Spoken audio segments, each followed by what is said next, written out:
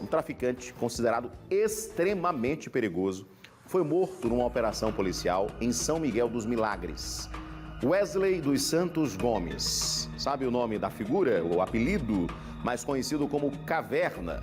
Ele tinha uma extensa ficha criminal.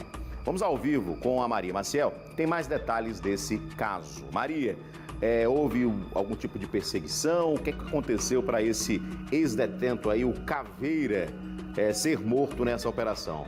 Mais uma vez, bom dia, Maria.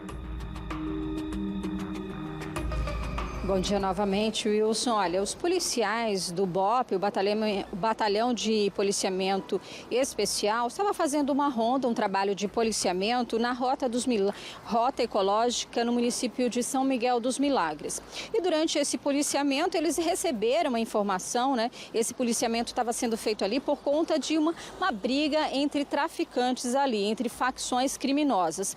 E eles receberam a denúncia de que um dos envolvidos estaria escondido no povoado Areias. Então, os policiais se dirigiram para lá, houve um confronto, né? Eles chegaram, foram recebidos a tiros e durante esse confronto, um homem morreu.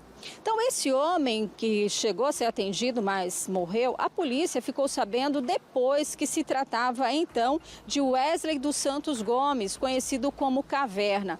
E olha, o Caverna já era um velho conhecido da polícia, viu? Ele tem uma longa ficha criminal.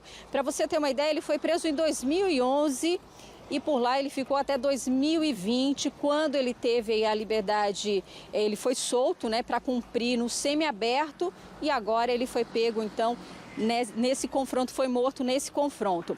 E ele foi preso, não foi por pouca coisa não, viu? Em 2015 houve uma grande operação policial que inclusive levou o nome aí da figura, a Operação Caverna, onde foram expedidos mais de 10 mandados de prisão.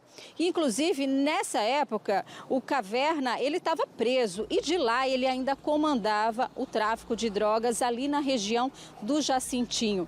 Então muitas pessoas foram presas nessas prisões, busca e apreensão que houve nessa grande operação em 2015, porque o Caverna, ele chefiava aí o grupo mesmo de dentro do presídio. Então ele estava lá, mas do lado de fora tinha os coleguinhas, os amiguinhos ali também trabalhando, dando continuidade a esse trabalho. E na época foram apreendidas drogas, dinheiro, armas. E nesse confronto que houve lá em São Miguel dos Milagres, né, onde o Caverna acabou morrendo, também foram apreendidas 3 armas e também drogas. Essa foi uma operação em 2015. Em 2016, teve a Operação Caverna 2. Isso porque, mesmo ele preso, outras pessoas presas em 2015, eles continuaram a dar continuidade a esse trabalho de tráfico de drogas ainda ali na região do Jacintinho, inclusive no entorno de escolas ali do bairro. E mais uma vez, outras pessoas foram presas que tinham participação nessa quadrilha que era chefiada pelo Caverna. Então, e essa ficha criminal dele é tão extensa que, para você ter uma ideia de o quanto ele era perigoso, ele foi transferido de presídio por diversas vezes a pedido da Secretaria de Segurança Pública aqui de Alagoas. Então, quer dizer, ele tinha que ficar mudando de presídio, porque ali mesmo ele ainda conseguia dar ordens, conseguia organizar aí esse crime do lado de fora, esse tráfico de drogas. E foi parar, inclusive, numa penitenciária federal em Porto Velho, lá em Rondônia. Então, a figura era realmente bastante perigosa. E agora está fora das ruas. Ele que foi solto em 2020, né? A gente está em 2022, ele estava cumprindo ali o regime semiaberto, estava lá, a gente não sabe o que, passeando não estava, que a gente sabe, né? Porque foram encontradas armas, drogas. Então, quer dizer, ele saiu de Maceió, foi lá para São Miguel dos Milagres, uma cidade turística, e ali mesmo ele conseguiu organizar também o tráfico de drogas naquela região. Nessa operação, nesse policiamento que foi feito aí pelo BOP, que inclusive isso foi na madrugada desta quarta-feira, outras pessoas envolvidas também estavam na mira da polícia, mas somente o Caverna é que acabou sendo então ferido. e morreu. Agora, para a polícia, né, dizer que ele realmente era altamente perigoso, você tem uma ideia aí dos crimes que ele já cometeu, né? Cometeu vários crimes, foi preso várias vezes, saiu, voltou e mesmo de lá ainda conseguia aí manter esse crime organizado, esse tráfico de drogas, né? Essa quadrilha funcionando. Mas agora, ponto final para ele e para o grupo. Eu volto com você, Edson.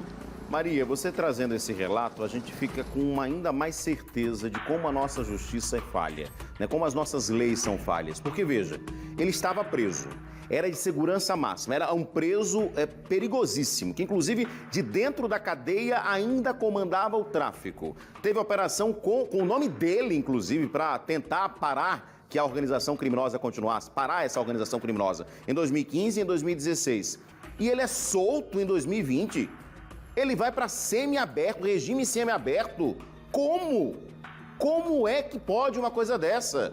Como é que esse homem tão perigoso, que saiu para tantas penitenciárias de segurança máxima, é solto pela justiça? Não dá para entender como a nossa legislação é falha, não é, Maria? Porque, olha, se ele estava, ele estava cumprindo uma outra pena, mas mesmo cumprindo uma outra pena, ele continuava exatamente envolvido com crimes, comandando o tráfico de dentro da prisão. Como é que isso não é levado em conta na hora de um juiz autorizar que ele deixe a justiça? Não dá para entender, não dá para entender como a nossa justiça é falha, como a nossa legislação é falha e como a gente precisa cobrar dos políticos, que são eles que mudam a legislação lá em Brasília, mas eles estão muito mais preocupados com outras coisas, com a própria reeleição. Só isso, eles só querem saber disso. Todos os políticos só querem saber disso. E aí fica difícil, né, Maria? Como é que a gente não tem uma legislação atualizada em relação a esse caso, Maria?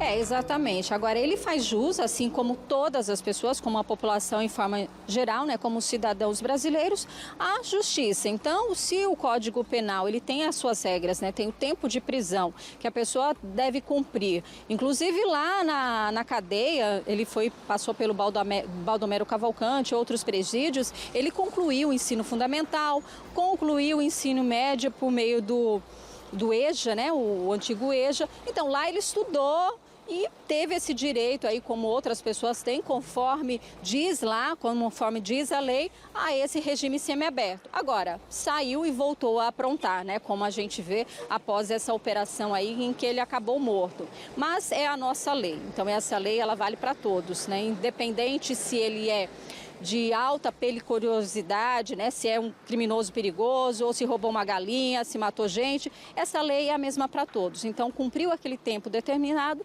tem o direito ao que manda o Código Penal, infelizmente. Mas é assim, Edson. Mas é revoltante. Obrigado, Maria, pelas suas informações ao vivo, porque assim, isso precisava ser levado em conta na hora em que ele recebesse o regime semiaberto, né? O juiz fosse analisar, mas como é que, ele teve aula, teve um bom comportamento dentro da prisão, mas estava comandando o tráfico, teve operação contra ele estava comandando exatamente o tráfico fora do presídio, então por isso ele não pode sair, ele vai continuar aqui preso, não dá para continuar, não dá para ir para o semiaberto. Isso precisava ser levado em conta, mas aí são as brechas e aí a gente precisa lutar para que os nossos políticos se interessem em mudar também a legislação criminal aqui no país. Obrigado, Maria Maciel. A informação, então, de agora é que este ex-detento aqui, conhecido como Caveira, foi morto num confronto lá em São Miguel dos Milagres. Olha para onde ele fugiu. São Miguel dos Milagres, uma cidade muito pequena, que por muito tempo foi muito pacata, continua sendo, mas aí é nesses locais, nesses locais mais calmos, que os criminosos tentam exatamente fugir da polícia. Mas a polícia encontrou e no confronto ele acabou morto.